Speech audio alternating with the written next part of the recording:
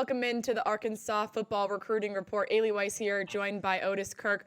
Otis, Silverfield has been pretty busy. 30 recruits from the transfer portal. A lot been going on. Only day 9, too. There's still plenty more time for him to go out and get a lot more guys. Yeah, he's honestly that probably exceeded my expectations. I thought they'd do well, but they've gotten some kids. I mean, they've beaten Ohio State, Florida State, Tennessee for some kids that coming off a 2-10 season, new coaching staff. I don't know have any business beating those teams, but they are. And those are legit players, and they've gotten a lot of good players. And you know, one thing I like about it, I know we're going to talk a lot of individuals today, but one thing I like about it, they've really kind of covered a lot of bases. I mean, I don't look at any position and say, "Boy, they're lacking there." I mean, there's some positions they obviously need to sign more, and they will. But I'm just saying, I don't look at any position and just feel like they didn't meet at least how do I say that? At least get a good start on meeting their needs. You know, I'm not going to say they've met their needs everywhere, but they've exceeded their. But they've really shored up that secondary. That was a must. They've got a couple of three really good offensive tackles off the top of my head. They've got corners. Tennessee, North Carolina's leading tackler. He chose Arkansas over Tennessee.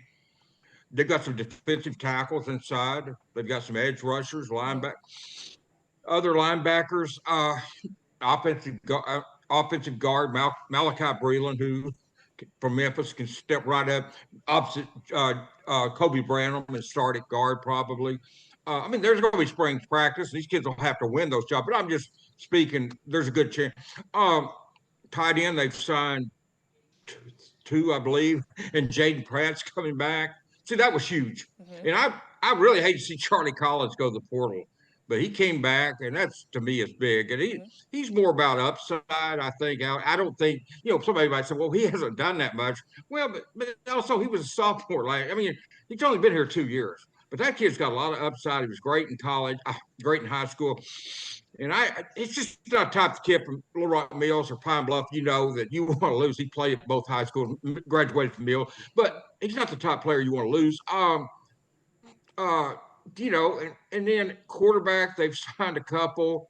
They've got KJ. I was going to ask you about those later. Rhodes. Yeah, and so like I said, they've signed a couple of receivers. They got 3, I believe it was in high school, 3 or 4. But so they, you know, they probably need a couple more, but they're on some. And I've got some names here that they're on. But the bottom line is, like I said, I don't look at any position. Like last year, after the portal was closed the second time, the last portal opening, I felt like they didn't meet their needs at defensive tackle. See, I look at Osborne, who signed with Nick Saban, Alabama, transferred to Virginia. I look at the kid from Southern Cal. There's 2 big defensive tackles inside. You know, I feel good about those. And they've got some other kids. And Quincy Rhodes coming back. Yep. And you've signed some portal or they've signed some portal kids that could help with the other edge, and then Charlie coming back. So I feel like they've really done a good job of going out here and addressing needs, and not a glaring hole anywhere. Even as you said, with still basically a week to go in the portal opening. You know, so they've still got some time to address those. But at least we're not sitting here on whatever January the 11th saying, they've got some problems at this position. They're short, so that's good. And you know, and it's obvious you can look at the numbers and figure out where they need more kids, and they've got options to do that, and they've got some time to do that. And so we'll see how it worked out. But I've really been impressed, to be honest with you. I know I went long-winded to say that, but I'm impressed. They probably exceeded. And I'd heard this from great recruiting, great evaluators, and so I wasn't thinking, well, they're going to stink. It wasn't that. It's just I feel like they've exceeded some of my expectations. Probably, like I said, getting some kids, maybe Tennessee, Ohio State, were after, you know, other schools that probably didn't have any, Florida State, that didn't have any business getting, considering they're 2-10 and where they were at last year with the new staff coming in. And they didn't back off of kids. It's like, well, we can't get that kid because Ohio State wants him, so we're going to go after option B, option C. They didn't do that. And you know what? You're going to lose some battles doing that, but the ones you win, it's going to benefit you in the fall or in the spring, during practice and in the fall, and it just makes you a better team. And I admire them for not backing off of kids that they wanted. Like I said, nobody gets them all. Hmm. Coach Signetti at Indiana doesn't get them all. Right, I right. read the other day where he recruited a receiver from Texas, ended up OU, so nobody gets them all. So it's not. It's okay to it's okay to try and not get somebody. Hmm. You're not going to get them all. That's recruiting. Hmm. But at least they didn't back off and say, well, we have no chance at that kid, so we're going to go to plan C or plan D. They didn't do that, and I'm impressed by that. Yep. Well, 5 players from Memphis following Coach Silverfield to Arkansas. One of those being his quarterback, A.J. Hill. Wanted to get your take on this because obviously the big news when Silverfield was announced as the head coach was that K.J. Jackson was coming back. So where do you see A.J. Hill fitting in? I feel like he will compete with KJ and maybe Braden, I'm sorry, in the spring. Mm-hmm. But I think it'll be KJ or AJ. We get a lot of J's, KJ, AJ, KJ left. Uh, that makes it simple for an idiot like me. I don't try to remember, but no, I feel like KJ probably got he has the inside track there, but AJ Hill's the type 6'4", 215. You know, he turned down Alabama, Georgia, Notre Dame. He turned Ohio. He had a lot of schools after him in high school. He was the highest rated recruit to ever sign with the University of Memphis. And when this staff left Memphis to come to Arkansas, especially Silverfield and Cramsley, the offensive coordinator, those were his two coaches he was Mm-hmm. most associated with. He followed them over here. And I've actually seen the kid in person. He is a big kid. Mm-hmm. Dad's a good sized person. Kind of like me, he said, well, I wasn't this big when I was in high school. I said, well, we can all relate to that. But, you get older, you put on a little weight. But anyway, AJ looks really good in person. He's legit 6'4", 215, and can throw the football, got a strong arm. I think he'll be in there. And then yesterday they signed Braden Fuller. Mm-hmm. I think I called him Jaden earlier. Braden Fuller, 6'3", about 210. I'm sorry, 6'3", 180 from Angelo State. Mm-hmm. Uh, Probably, it'd be easy to write him off, but I'm sure people wrote off Trinidad Chandler, like, the kid at Ole Miss last year. Mm-hmm. So you don't write off anybody, Mm-hmm. but Fuller was a nice get in the sense that they needed another quarterback, and they didn't want to go out and spend millions doing it because it would take away from other positions. But they're sitting pretty good. They're going to get another quarterback from the high school ranks later on. Mm-hmm. We'll talk about that at a later date. But they're going to be okay there. Ryan wanted 4 scholarship quarterbacks. That's what he's going to have for next year. So it's looking good. But AJ is just a kid that can help him. Whether he's the starter or a backup or if KJ gets injured, he'll be able to come in and give you – he knows the offense. He knows what Cramsley wants. He knows what Silverfield wants. Mm-hmm. He knows what the plays are. So he's going to be able to come in and help immediately if needed. If not, he'll help in time and be ready to play immediately because you're one play away. If he's the starter or backup, whatever, you're one play away from being the starter when you're the backup because Mm-hmm. injuries happen, especially quarterback. Mm-hmm. And that's it. Well, all positions, but a quarterback, they run the ball a little bit, and Taylor got beat up a little bit the last couple of years, and you're going to do that when you're running quarterback. Right. But I like him, and I think that was a good pickup for them. I want to talk about now the tight end group because you briefly mentioned it before with Ty Lockwood being the most recent addition to that group coming to Arkansas from Boston College. Yeah, he signed with Alabama. You know what? He was the number 2 rated kid in Tennessee his senior year. He hasn't done much. Yeah, he caught 2 passes at Boston College last year, but he to me is somebody you bet on. He was the number 2 player in Tennessee out of high school. Saban and those guys loved him. He went to Alabama. It didn't work out. He went to Boston College, and for whatever reason, he hasn't reached his potential yet. But he's somebody that, boy, if you're going to take a flyer on somebody, that's who you take it on. A kid that, that's big kid, 6'4", 245. I like him. And he's one, I'm proud you brought him up because he's somebody I've looked at and think, well, he hasn't done anything so far. Maybe he was overrated. Mm, I don't think he was overrated. I just don't think he's found the right place and been the right place at the right time. We'll find out. yeah. But he's going to get his chance here. He's going to get a chance here because Jaden Platt came back. But other than that, they've lost the rest of their tight ends. And so Underwood's he's going to get a chance to play here. And I think he will do well. I'm kind of betting on him. He's one that kind of picked out of this class that hasn't reached his potential, and they've signed some like that. But he was just too highly rated out of high school for everybody to be wrong on all the Hmm. big schools. I just don't think they were wrong. I just don't think he's hit his comfort level yet for whatever reason. I don't know the reasons, Hmm. but obviously that happens, and I think he's going to shine at Arkansas next year. He may not be like all SEC, but I think he's going to be a very, very, very solid tight end. I was glad they got him because I think that helps that position because you lost Rohan Jones, you lost Pulaski, you lost some guys. Even though you get Platt back, you don't really have. Well, you do have Galvin Garrison. I'm sorry, coming back, and you've got the kid from uh, Warren, who played some fullback, tight end, H back. So you've got others play back, but I think you need another one, and he's a little bit bigger. Hmm. Somebody come in, and I think he will help. Gavin Garrison's a kid that redshirted last year, but got the size too. And so, but they needed those bodies there, and I'm proud they got him. And he's one I'm kind of betting on. Maybe I may be wrong, but I got a feeling at the end of the next season, people are going to say he's better than what he showed at Boston College, Alabama. I just I felt that the other day when he signed. He was one I had in mind that I think I would bet on him if I were betting on some kids. All right, well, let's stick on the offensive side of the ball, but let's head to the O line. Josiah Clemens coming to Arkansas from Memphis, another player coming from Memphis. What did you see from him when Memphis played Arkansas this past season? Malachi, Yes. you talking about? Yeah, I saw him hold his own with Cameron Ball, and that's not easy to do. Hmm. I mean, Ball is a great player, and I saw him hold his own against one of the better defensive tackles in college football.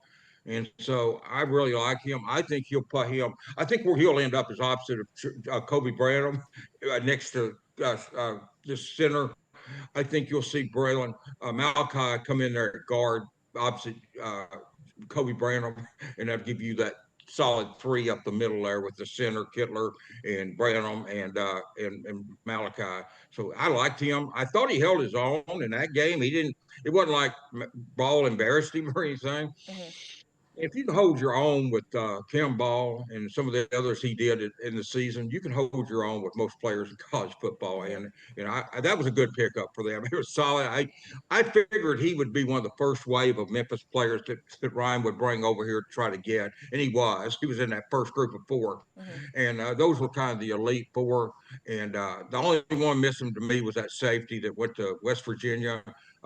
He didn't come here, but that was I thought there was five kids at Memphis. Those were the five that I really thought the four they got plus him that I thought could really play at this level. So, but and there's other competitors, but I mean, I just thought they were no brainers, and so I think he was a no brainer pickup, as was AJ, as was Sutton Smith, as was Jamari Hawkins. I think those are four guys that all will, if they don't start, they'll see extensive action next year.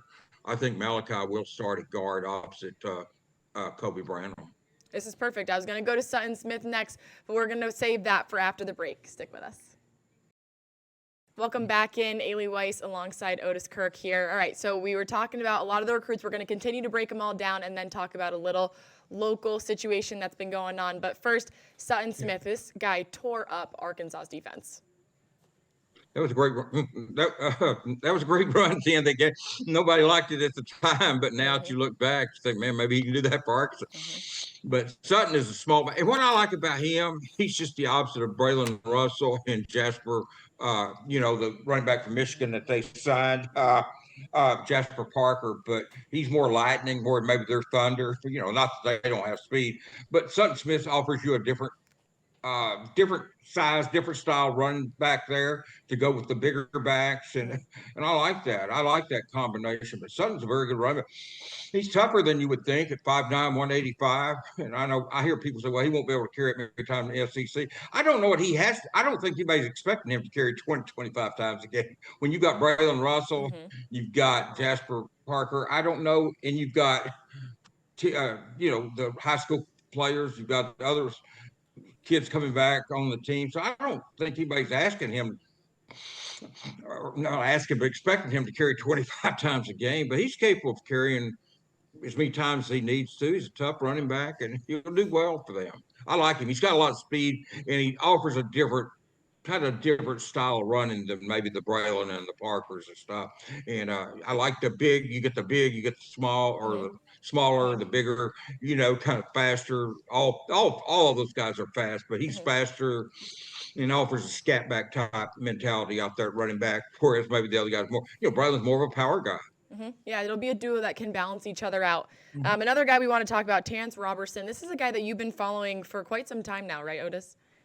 I love that kid. He and his mother. I mean, I absolutely love him. He was going to be on here today, but he had to be at Fayetteville at 1:00, or he had to be at the meeting at 2:00, and he was driving, and he wasn't here at 1:00, and still on the road, and he was going to be on here. But I told him, just don't stress about this, man. Just go take care of yourself. This is your moment. This is not mine. So go enjoy yourself. Take your time. Don't get in a panic to get to Fayetteville. And so yeah, he was 6'6", 300 pounds. He signed with OBU. When he came to camp up here, I thought he was the best player at the camp that day. And I tried to get Arkansas. I wanted Arkansas to sign him, and they offered him walk on, and everybody else did too. And I don't know what I saw that they didn't, but apparently what I saw was right. Because I didn't think he was good. I thought he was great. I mean, I thought he had a chance to be really, really good. Not great then, but I thought this kid's 6'6" out of Warren, 295, 300. And I thought he was going to be a really good college football player. And he went to Brett Shockley and ODU. And, Brett got the best out of him this year. He made second team all conference down there as a redshirt freshman. And, Brett's former Razorback lineman, a good friend of mine, and the offensive line coach at ODU. And he thinks this kid's can play anywhere. And I did too at the time. And apparently I'm going to get a chance to be proven right on this one. But I love Terrence Robertson, his mother. They were great. They are great people, and he will represent this program just like the other one kid, the way it should be represented, with a lot of good style and stuff. Form, just a good person, good player, good person, good family. Just they're good people. That's all I can say. I mean, and I'm glad he is finally getting his chance to show, because nothing against OBU. I went to Henderson, so nothing against that smaller college. This kid deserved to be at a bigger school, and he's going to get his chance at SEC, and he will hold his own against anybody in the country. He's that good. Well, he's coming home to Fayetteville, but speaking of Fayetteville, there's been a little bit of drama, so to speak, around Hank Hendricks, the number 1 QB in the class of 2027. And his high school head coach, Casey Dick, who was a former Razorback, tweeted something out yesterday. Do you think that this is going to cause any turmoil between Fayetteville High School and the University of Arkansas? I think it'll eventually get worked out. I think, I get Casey's.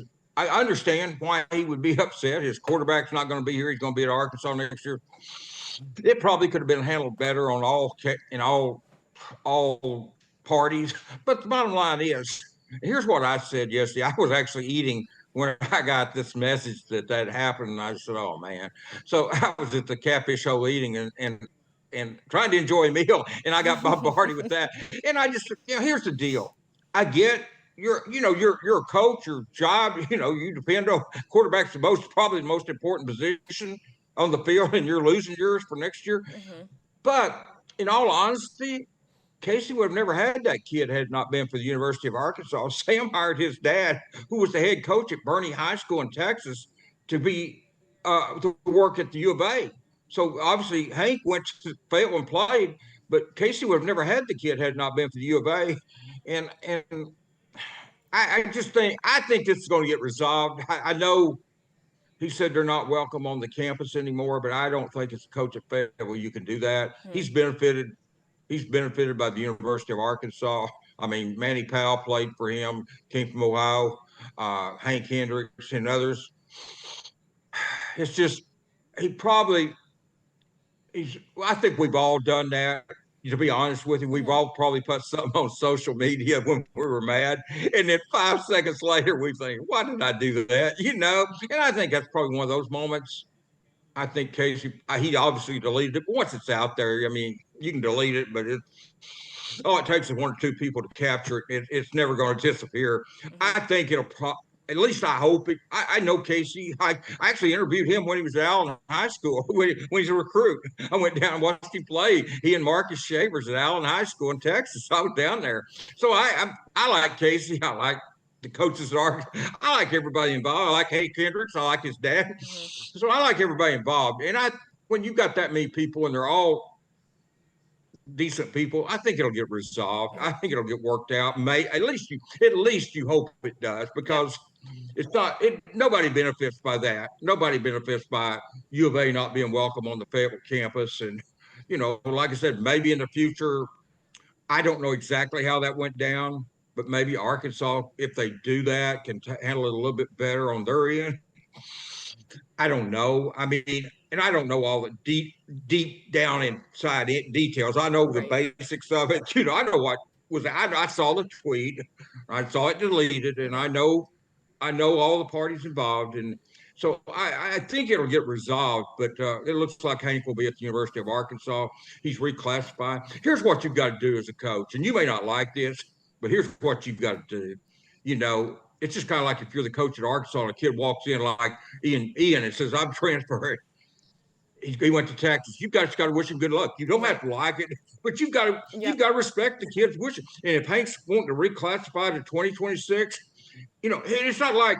And I saw somebody put that the university took advantage of him. The University of Arkansas didn't take advantage of anybody. This kid's got his dad's a coach, was a very successful high school coach at the University of Arkansas, moved into the secondary with Bob.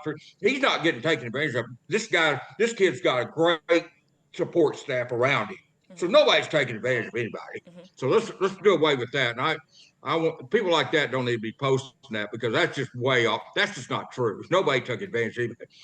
This kid doesn't. This kid's got a very good support staff. It's not like he's from a single home or parent home and didn't know the rules and all this tech. So that's not true. Mhm. Nobody took advantage. But I think in the long run, what will happen? Hank will be at Arkansas in summer. I think he'll play for the Razorbacks next, or at least be on the team. Where he plays or not, I don't know. I mean, that's up to him and the players. There's 4 quarterbacks. He's the youngest. But I think he'll be on the team, and I think Hank will go down and eventually have a great career at the University of Arkansas. He's a very good quarterback. I like him. He's a good kid. I've talked to him. In fact, I put a story on my Facebook yesterday that I'd ran on Pig Trail Nation last summer from him at the camp. When Mhm. I got home from the restaurant, I put that story up. I said, "Here's a little reference. Here's a little background on this kid, so you can see." And so it was from last summer at the camp. But I just wanted to put that out there that so people would have a little bit of not just a name, but he's good, and and but so I like I said, as a coach, you don't have to like the decision, but I think you've got to respect it. I mean, Mhm. I just think you have to, and I think in the long run, Casey, well, he's a good person. Casey's Mhm. not a bad person. He's not evil. He's not a guy out to get somebody. Mhm. He played here. And so he's dealt with all the pluses, minuses, and everything Yep. else of being a coach and a Yep. player, a quarterback. But so I think in the long run, maybe this is just me hoping, but honestly, I think it will get resolved. And I think it'll all get worked out in the best it can with all parties involved. The best it can with all parties involved. I think that's how it'll get worked out. And he even came. Whatever that is, whatever that is, the best that can be for all parties involved. And yeah, he's not going to have the quarterback next year, but that happens. It's the world we live in. I mean, I know Yep. Ryan would love to have Ian lined up at defensive tackle next year. It's not happening. So, it happens. Mhm.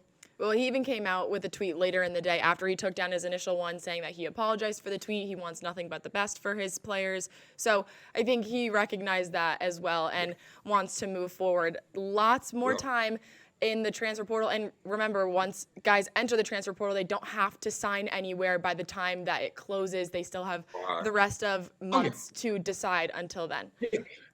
The only thing is you've got some schools like Arkansas. You got a deadline to enroll for the spring Right. semester, so you can enroll in the summer, but to get in the spring semester, the deadline is coming up on that. Right. But yeah, and you're right. That he knows. And like I said, hey, Casey Dick didn't do anything that me and other people haven't done the same thing. You put a tweet out there or a post on Facebook or Hogville or Pig Friendly. You put something out there, and then 5 seconds after you do it, you think, why in the heck did I do that? It just, but you do it. He's human. If you're human, you make mistakes, and so that's what happened there. And like I said, there's no bad. I know everybody in this deal, the coaches and the players and parents. I know them all, and there's no bad people in this. Yeah, well, that'll do it for the Arkansas football recruiting report for this week. Ailey Weiss joined by Otis Kirk. Thanks so much, Otis. Thank you. Appreciate you.